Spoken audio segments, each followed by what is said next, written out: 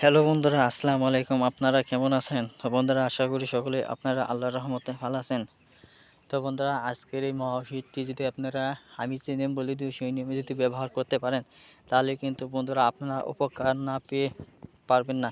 তার কারণ হচ্ছে এই গাছটি, এই মহাওষুধটি যারা পূর্ণ বিশ্বাস বা আস্থার সাথে আর আমরা হাকিম কবিরাজ যে নিয়ম বলে দিছি সেই নিয়মে যা ব্যবহার করছে, তারাই কিন্তু বন্ধুরা 100% 100% উপকার পেয়েছে।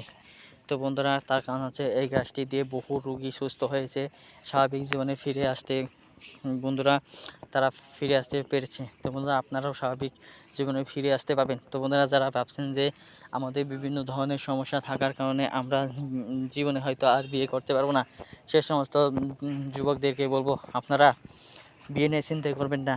তো বন্ধুরা, আর যারা বিশেষ করে যুবক ভাইরা বিভিন্ন সমস্যা থেকে রেহাই পাওয়ার জন্য বিভিন্ন ধরনের হাকিম ও ভণ্ড কবিরাজদের পাল্লায় পড়ে লক্ষ লক্ষ টাকা জলে ফেলেছেন কিংবা পরিশ্রমগুলো বৃথা গেছে।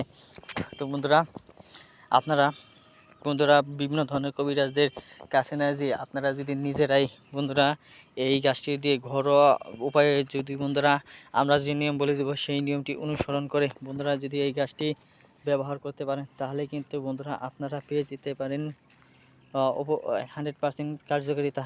তো বন্ধুরা, এই গাছটি কী করবেন, এই গাছটির নাম হচ্ছে বাট গাছ। তো বন্ধুরা, এই ভাট গাছটি বন্ধুরা কাউকে না জানিয়ে টেনে তুলবেন।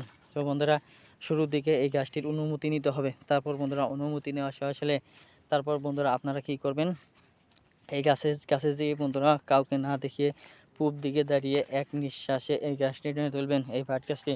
বন্ধুরা, যদি এই গাছটি আপনাকে টেনে তুলতে কেউ দেখে ফেলে, তাহলে কিন্তু বন্ধুরা আপনারা কোনো উপকার পাবেন না, আগে থেকেই বলে দিলাম। সেই বন্ধুরা আপনাকে সাবধানে এই গাছটি টেনে তুলতে হবে। তো বন্ধুরা, ধন্যবাদ আপনাদেরকে।